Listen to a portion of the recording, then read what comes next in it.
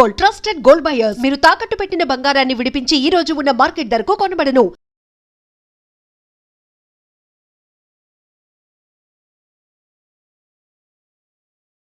ఇప్పుడు చిరంజీవి గారు ఒక్కసారి బాపినేటి గారి బ్యానర్లో అడుగుపెట్టిన తర్వాత ఇంకా బాపినేటి గారు ఆఖరి వరకు చిరంజీవి గారితోనే తీశారు ఇంకా. ఆఖరి వరకు కూడా. ఇప్పుడు మీకు చిరంజీవి గారికి అంత ఫ్రెండ్షిప్ ఉండేదండి? అవును. అంటే మనమూరు పాండవులు జయకృష్ణ గారును కృష్ణదాస్ గారు బాపు గారు డైరెక్షన్ చేశారు. అవునండి, కంబైన్డ్ ప్రాజెక్ట్. అందులోనేమో కృష్ణుడు క్యారెక్టర్ లాంటిది అయింది. ఇందులో హీరోయిన్ సపరేట్ అదో క్యారెక్టర్, ముద్దు సన్నాసి పాట. దాంట్లో ధర్మరాజు క్యారెక్టర్ నాకు ఇచ్చారు. భీముడేమో ప్రసాద్ బాబు, అర్జునుడేమో చిరంజీవి గారు, నకులు సహదేవుడేమో పేరు లేదు గుర్తులేదు వాళ్ళు. ఆ సినిమా అప్పుడు ఇక మేమందరం 5 అన్నదమ్ముల్లా కలిసిపోయాం అనమాట. వాళ్ళందరూ నన్ను అన్నయ్య అని పిలిచేవారు. నేను వాళ్ళేమో తమ్ముడు క్యారెక్టర్ కాబట్టి పేర్లతో పిలిచేవాడిని. అలా చేసి షూటింగ్ లేకపోతే అందరం కలిసి సినిమాలకు వెళ్ళిపోయేవాళ్ళం. మేము 5 కలిసి సినిమాలకు వెళ్ళిపోయేవాళ్ళం. అవి వచ్చేసరి బయటకు వచ్చినప్పటికి అప్పటికి మంచి రైజులో ఉంది నా ఇది కెరీర్. మీరు బయటికి రాగానే అందరూ వచ్చేసి ముగేసేవారు, సంతకాలు గింతకాలు అనేవారు, షేక్ హ్యాండ్ లేనివారు. ఇవన్నీ చూస్తుంటే ఒక రోజు అన్నాడు చిరంజీవి గారు. అప్పుడు ఇంకా ఆయన సినిమా రిలీజ్ కూడా కాల, మనూరు పాండ జరుగుతుంది. అన్నయ్య రేపు పొద్దున్న నాకు కూడా ఇట్లా వస్తారా అన్నాడు. దీని మీద 10 రెట్లు వస్తారా నీకు? ఎలా చెప్పారు సార్? ఎలా చెప్పాను అంటే, ఆయన కొత్త సినిమా, మొట్టమొదటి సినిమా అది. దానికి ముందు ఏదో పునాదిరాళ్ళు ఏదో చేశారు. ప్రాణం ఖరీదు కూడా ఇది జరుగుతూ ఉండగానే వచ్చింది అది. కాబట్టి అది ముందు రిలీజ్ అయింది, ఇది లేట్గా అయింది. అప్పుడు మేమందరం కలిసి కూర్చున్నప్పుడు అతను నేనే ఉండవు, మీ ఇష్టం వచ్చిన సాంగ్ ఏంటి ఏదైనా, నేను డ్యాన్స్ చేస్తాను ఇవ్వడు. అంటే తెలుగా, ఇంగ్లీషా, హిందీ అంటే ఏ లాంగ్వేజ్ అయినా మ్యూజిక్ సౌండ్ అంటే దానికి తగ్గట్టుగా రిథమిక్గా చేసేవాడు. అది డ్యాన్స్ అంటే భరతనాట్యం కాదు, క్లాసికల్ డ్యాన్స్ ఇంకోటో కూడా కాదు. మ్యూజిక్కి తగ్గట్టుగా గంతులు వేసేసి చేసేవాడు.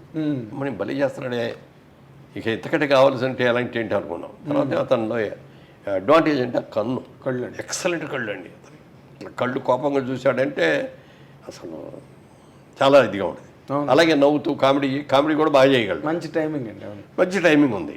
అప్పుడు కృష్ణనాథ్ గారు అన్నాడు ఒక రోజున, మురళీమోహన్ వీడు మంచి విలన్ అవుతాడయ్యా మన తెలుగు ఇండస్ట్రీలో, బాగున్నాడు అన్నాడు. ఇండస్ట్రీలో విలన్ అవటం ఏంటాడు బాబు, ఇండస్ట్రీకి మొగుడు అవుతాడు చూడండి. ఫస్ట్ సినిమా రిలీజ్ అవ్వకముందే అన్నా నేను. అవునా? అయితే ఈ మాట నాతో అరవింద్ గారు కూడా అన్నారండి.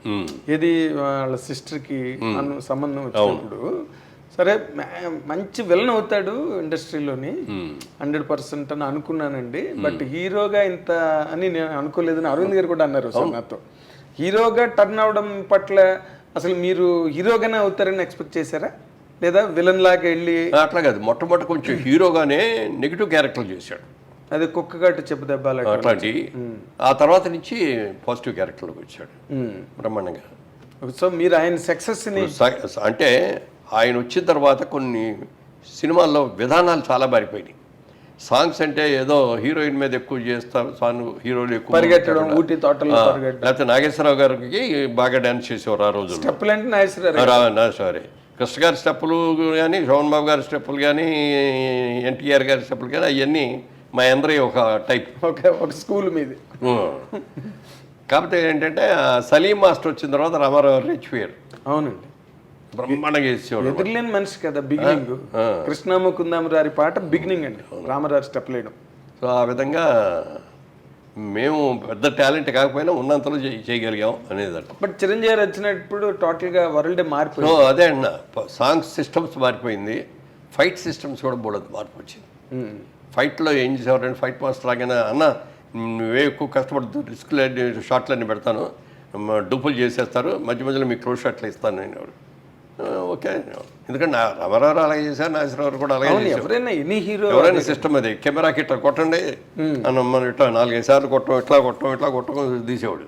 అవతల వాళ్ళు డమాలు పడిపోతుంటారు వాళ్ళు. అట్లా చిరంజీవి గారు వచ్చిన తర్వాత వీటన్నిటిలోనూ మార్పు వచ్చింది. అందుకని నేను అంటాను, చిరంజీవి ఇండస్ట్రీకి రాకముందు, చిరంజీవి ఇండస్ట్రీకి వచ్చిన తర్వాత, క్రీస్తు పూర్వం క్రీస్తు శకం లాగా అవును అదొక చిరంజీవి శకం అనమాట. అంత సక్సెస్ అవ్వటం, సాంగ్స్ బ్రహ్మాండంగా చేసేయడం, ఫైట్లు బ్రహ్మాండంగా చేసేయడం. ఆ తర్వాత కృష్ణ గారు మేమందరం ఇట్లా ఫైట్లు చేస్తుంటే ఎవరికి నచ్చేవి కాదు. అవునండి, అవన్నీ ఏంటో తేలిపోయాయి. చిరంజీవి గారు వచ్చి ఫైట్లు చేసిన తర్వాత ఇంకెవరు ఫైట్ డూప్ అంటే కూడా ఒప్పుకునేవాడు కదా. నువ్వే నేను చేస్తానండి, నాకు డూప్ అక్కర్లేదు అనుకున్నట్టుగానే సినిమా బాపు గారు కూడా చూసి షూటింగ్ జరిగే రోజుల్లోనే చిరంజీవి చేసేస్తంటే ఆ జనం మధ్యలో ఆ డ్యాన్సులు అవన్నీ సెకండ్ టేక్ అనేది కూడా అవసరం ఉండేది కాదు. చేస్తాడు ఆయన కూడా చాలా బ్రహ్మాండంగా ఉన్నాడు, చాలా బాగా చేస్తున్నాడు, పెద్ద హీరో అవుతాడని ఆయన జయకృష్ణే అసలు తీసుకొచ్చింది. ఫిల్మ్ ఇన్స్టిట్యూట్లో చేసిన వాళ్ళలో బాగున్నాడు ఈ కుర్రాడని చెప్పి జయకృష్ణ తీసుకొచ్చి పెట్టాడు. అవునా? అప్పుడు క్రాంతి కుమార్ కూడా చూసి క్రాంతి కుమార్ ప్రాణం ఖరీదులో పెట్టాడు. సో అట్లా ఇక సక్సెస్ వచ్చేసి అవునండి దుమ్ము దులిపేశాడు.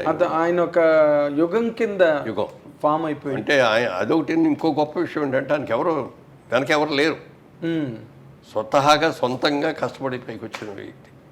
అంటే ఇక్కడ ఒక పాయింట్, మీరు ఒక 50 ఏళ్ల సినిమా పరిణామాలన్నిటికీ కర్మసాక్షి మీరు.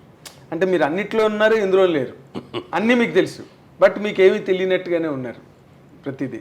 ఇప్పుడు మొదటి నుంచి కూడా సార్ అన్ని చోట్ల ఎక్కడ సినిమా ఇండస్ట్రీ గురించి ఎవరు మాట్లాడుకున్నా ఒకరి ఎదుగుదల కానీ లేకపోతే ఒకరి తాలూకా డౌన్ఫాల్ కానీ వీటన్నిటి మధ్యలో క్యాస్ట్ అనే పాయింట్ని ఎక్కువగా అందరూ రిఫర్ చేస్తారు సార్.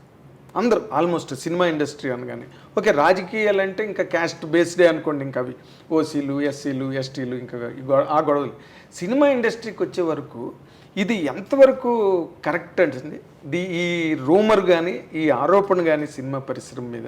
ఎందుకంటే మీరు ఒక వర్గం, చిరంజీవి గారు ఇంకొక వర్గం. బట్ చిరంజీవి గారి గురించి మీరు ఇంత గొప్పగా మొదటి నుంచి మాట్లాడారు ఏం సార్? ఆయన రేజ్ కూడా అలాగే అందరూ ఎంకరేజ్ చేసి ఆయన తలని పట్టుకున్నారు. ఈ ఆరోపణ ఎందుకండి సినిమా పరిశ్రమ? నాకు తెలిసినంత వరకు మెడ్రాస్లో ఇండస్ట్రీ ఉన్నంత వరకు ఏ రోజున కూడా క్యాస్ట్ ఫిల్లింగ్ అనేది లేదు అక్కడ. నువ్వేం క్యాస్ట్ అనేది ఎవరికి తెలిసేది కాదు. ఫలానా పేర్లు చెప్పుకున్నా ఫలానా డైరెక్టర్ అని చెప్పుకునే వాళ్ళేమో తప్ప ఇదిగో ఇతని ఈ క్యాస్ట్ ఆడు కాబట్టి మనం చేయాలి అనేది ఇట్లాంటివి ఉండేవి కదా అసలు. ఓకే, హైదరాబాద్ వచ్చిన తర్వాత అది ఈ రాజకీయం ఇక్కడ అందరూ కూడా ఇది కదా. మెడ్రాస్లో ఉన్నంత వరకు ఏంటంటే సినిమా వాళ్ళందరూ ఒక గ్రూప్, ఒక family irrespective of the caste. Gents కలిసేవారు, లేడీస్ కూడా, ఫ్యామిలీ లేడీస్ కూడా వాళ్ళు కూడా చక్కగా కలుసుకునేవారు. ఎందుకంటే ఏ వచ్చినా ఏ ఫంక్షన్ వచ్చినా మన సినిమా వాళ్ళందరినీ పిలుచుకునేవాళ్ళం. అందుకని అందరూ అసలు ఎక్కడ ఎవరికి కూడా క్యాస్ట్ అనేది తెలియదు అసలు. ఇక్కడికి వచ్చిన తర్వాత పొలిటికల్గా కూడా అప్పటికే క్యాస్ట్ స్టార్ట్ అయిపోయి, అంటే అప్పట్లో కూడా తెలుగు సినిమా ఇండస్ట్రీలో చౌదరీస్ దే డామినేషను, లేకపోతే ఇంకొక కులం వాళ్ళని రానివ్వకుండా అడ్డు పెట్టారు, కొంతమంది తాలూకు ఎదుగుదలను ఆపేశారు అని కొంతమంది జర్నలిస్టులు ఇటీవల రోజుల్లో యూట్యూబ్లో మాట్లాడుతున్నారండి. పెట్టారు గారండి. అసలు నిజంగా అదే మాట మీరు అన్నట్టు జరిగి ఉన్నట్లయితే ఇవాళ రోజున ఎవరో వచ్చేవారు కాదు. మరి సినిమా ప్రొడ్యూసర్లు ఎక్కువ 75% చౌదరీస్ ఆర్టిస్టు, మెయిన్ రామారావు, నాగేశ్వరరావు, సోహన్ బాబు గారు, కృష్ణ గారు, మీరు అందరూ. అవును, ఒక కృష్ణరాజు గారు మినహాయిస్తే అందరూ వాళ్ళు. మరి డిస్ట్రిబ్యూటర్స్, మీ ఏ డిస్ట్రిబ్యూటర్ కంపెనీ అయినా చెప్పండి, అందరూ వాళ్ళే. థియేటర్స్ ఉన్నవాళ్ళు అది ఎక్కువ వాళ్ళే. ఇంత డామినేషన్ ఉంది, ఫలానా వాళ్ళు రాకూడదని అనుకోవాలి. టాలెంట్ ఎవరి దగ్గర ఉంటుంది, ఎందుకంటే క్రియేటివ్ జాబ్ సినిమా అనేది. అవునండి, ఇది పార్టీ అంటే అది వేరే విషయం. ఇదిగో ఈ మన కులం అని చెప్పి ఇక్కడ పెట్టుకుంటే ఇతను ఓట్లు ఇన్ని వస్తాయి ఎందుకని చెప్పి కులానికి ఇన్ని ఓట్లు, సినిమా అది కాదు కదా. సినిమాలో టాలెంట్ మనకు ఇచ్చిన క్యారెక్టర్ బాగా ఎవడు చేయగలడు, ఎవరికి మార్కెట్ ఉంది చూసుకొని చేస్తాం అంతే తప్ప సినిమాలో మెడ్రాస్లో ఉన్నంతవరకు అసలు క్యాస్ట్ అనేది లేదు సార్. ఎవరై క్యాస్ట్ కూడా తెలియదు. హైదరాబాద్ వచ్చిన తర్వాత మాత్రం కొంతవరకు వచ్చింది, బట్ అది కూడా టెంపరీ. ఇప్పుడైనా ఎవరికి టాలెంట్ ఉంటే వాళ్ళకి ఇస్తారు.